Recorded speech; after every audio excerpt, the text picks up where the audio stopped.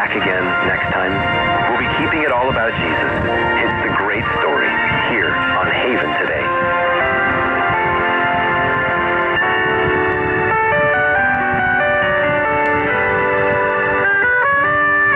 Dito nagtatapos ang pagsasahing papawid ng 702 DZAS, Agapay ng Sambayanan.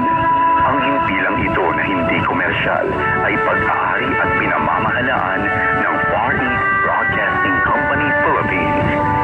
Ang DZAS ay may lisensya mula sa National Telecommunications Commission na may bilang BSD-0795-2017.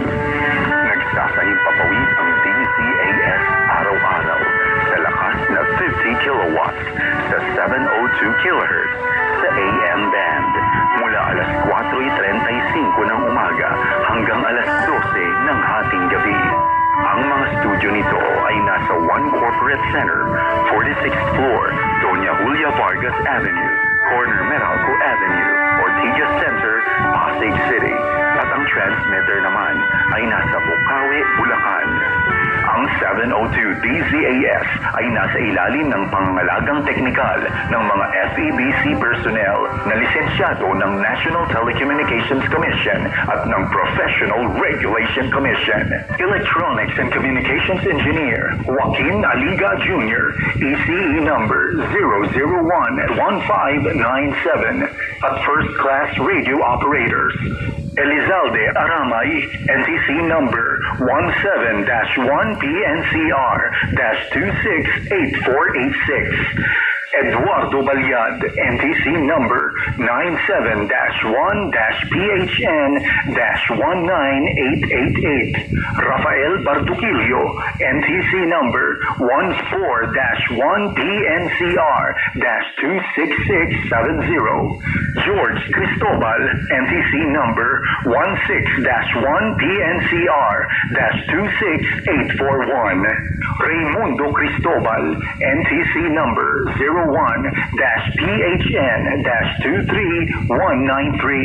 Christopher D. Molina, NTC number 22-1-PHN-27143. At JVC Tabwa, NTC number 15-1-PNCR-26813. Maraming salamat sa pakikinig. Ito ang 702 DZAS, Agapay ng Sambayanan. Mga kababayan, ang pambansang awit ng Republika ng Pilipinas.